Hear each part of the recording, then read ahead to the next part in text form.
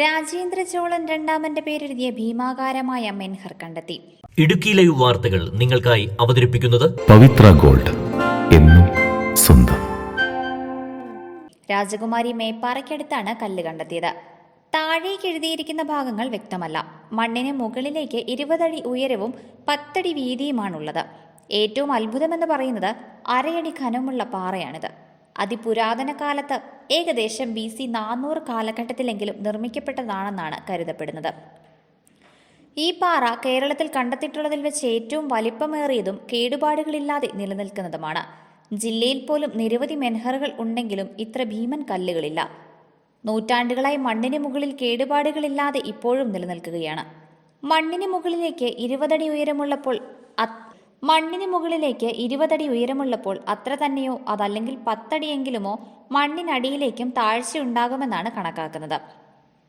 പുരാതന ജനതയുടെ സ്മാരകമായിട്ടാണ് ഇതിനെ പൊതുവെ ഗവേഷകർ വിലയിരുത്തുന്നത്.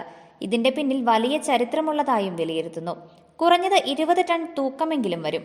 ഇവിടെ ഇതെങ്ങനെ കൊണ്ടുവന്ന് സ്ഥാപിച്ചു എന്നുള്ളത് അത്ഭുതം ഉളവാക്കുന്നതാണ്. ഇവിടെ നിന്നും 15 കിലോമീറ്റർ ദൂരെയാണ് ചൊക്രമുടി അഥവാ ഗ്യാപ്പ് റോഡ് പ്രദേശം. അവിടെ നിരവധി പാറകളും മുനിയറകളും മറ്റുമുണ്ട്. ഇതിവിടെ സ്ഥാപിച്ചതിന് പിന്നിൽ വലിയ ത്യാഗമുണ്ടെന്നും ചരിത്ര നിരീക്ഷകൻ റെയ്സൺ പി ജോസഫ് പറഞ്ഞു. ഇടുക്കി ജില്ലയിലെ രാജകുമാരിക്കടുത്തുള്ള മേപ്പാറ എന്ന സ്ഥലത്താണ് ഒരു അതിപുരാതന മഹാശില സ്മാരക നിർമ്മിതിയായിട്ടുള്ള ഒരു മെൻഹർ സ്ഥിതി ചെയ്യുന്നത് നമ്മുടെ ശ്രദ്ധയിൽ വന്നിട്ടുള്ളത്. ഏകദേശം ഇന്ത്യയിൽ കണ്ടെത്തിയിട്ടുള്ള ഏറ്റവും വലിയ മെൻഹറുകളിലൊന്നായിട്ടാണ് അതിനെ ഇപ്പോൾ നമ്മൾ കണക്കാക്കപ്പെടുന്നത്. മണ്ണിന് മുകളിൽ നിന്ന് ഏകദേശം 20 അടി ഉയരത്തിലും ഏകദേശം 10 അടി വീതിയിലും അരയടി കനത്തിലും ഒറ്റപ്പാറ കീറിയെടുത്ത് വിദൂര സ്ഥലങ്ങളിൽ നിന്ന് ഈ മേപ്പാറയിൽ അത് സ്ഥാപിച്ചിരിക്കുകയാണ്. ഏകദേശം അതിന് 2300 വർഷത്തെ പഴക്കം ആണ് ഗവേഷകർ അനുമാനിക്കുന്നത്. മെൻഹറുകൾ എന്ന് പറയുന്നത് പുരാതന ആളുകളുടെ അല്ലെങ്കിൽ രാജാക്കന്മാരുടെയോ നാടുവാഴികളുടെയോ അല്ലെങ്കിൽ ഗോത്ര തലവന്മാരുടെയൊക്കെ ഒരു സ്മാരകം എന്നുള്ള നിലയിൽ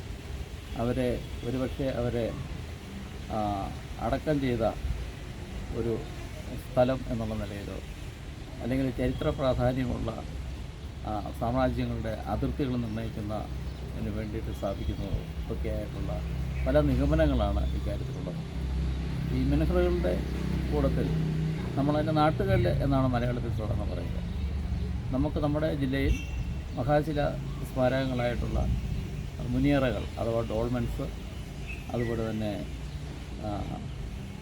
ഓൺ ബെറിയൽസ് അല്ലെങ്കിൽ നന്നങ്ങാടികൾ, അതുപോലെ നമ്മുടെ കൊടക്കല്ല് അല്ലെങ്കിൽ കൽവൃത്തങ്ങൾ, ഇങ്ങനെയൊക്കെയുള്ള അല്ലെങ്കിൽ തൊപ്പിക്കല്ല്, ഈ രൂപത്തിലേക്കുള്ള പല മഹാശില സ്മാരകങ്ങൾ കാണുന്നുണ്ടെങ്കിലും ഈ മെൻഹർ എന്ന് പറയുന്നത് ഇത്ര വലിപ്പത്തിലുള്ള ഈ നാട്ടുകല്ല് നമ്മുടെ ഈ നാട്ടിൽ കാണപ്പെടുന്നത്, ഇത്ര വലിപ്പത്തിൽ കാണുന്നത് വളരെ അപൂർവമായിട്ടാണ്.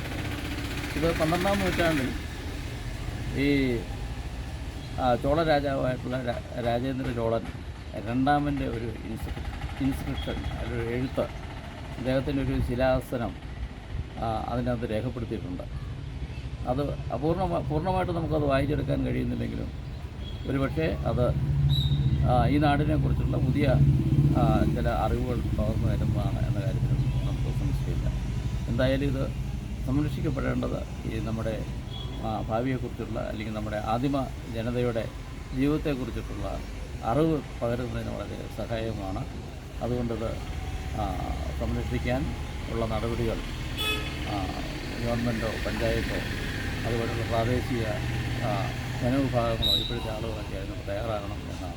BC 400 മുതൽ AD 1-ാം നൂറ്റാണ്ട് വരെയുള്ള കാലഘട്ടത്തിൽ മഹാശില സംസ്കൃതി നിലനിന്നിരുന്ന കാലഘട്ടത്തിലെ നിർമ്മിതിയാണിത്. 2400 വർഷത്തെ പഴക്കമുള്ളതായി കണക്കാക്കുന്നു. ഇടുക്കി ജില്ലയിലും സമീപ ജില്ലകളിലും വ്യാപകമായുള്ള ഇവയ്ക്ക് നാട്ടുകല്ല്, അടയാളക്കല്ല് എന്നൊക്കെ പറയും. മഹാശിലായുഗത്തിലുണ്ടായിരുന്ന നിർമ്മിതികളാണിത്. Idukki live news, Nedumkandam. Idukki live വാർത്തകൾ നിങ്ങൾക്കായി അവതരിപ്പിച്ചത് ലൈക്ക് എന്നും നമ്മുടെ കൂടെ ഉണ്ടാവണമെന്ന് ആഗ്രഹിക്കുന്നത് കൂടെ ഉണ്ടാകുമ്പോൾ ഒരു കോൺഫിഡൻസ് ആണ് ഫീൽ ചെയ്യുന്നത്. നമ്മുടെ സ്വന്തം എന്നൊക്കെ പറയില്ലേ? സ്വർണ്ണം എന്നൊക്കെ പറയുമ്പോൾ എന്താ പറയാ, നമ്മുടെ പ്രിയപ്പെട്ട മുഹൂർത്തങ്ങളിൽ നമ്മോടൊപ്പം പങ്കുചേരുന്ന ഒന്ന്, നമ്മുടെ സ്വന്തം.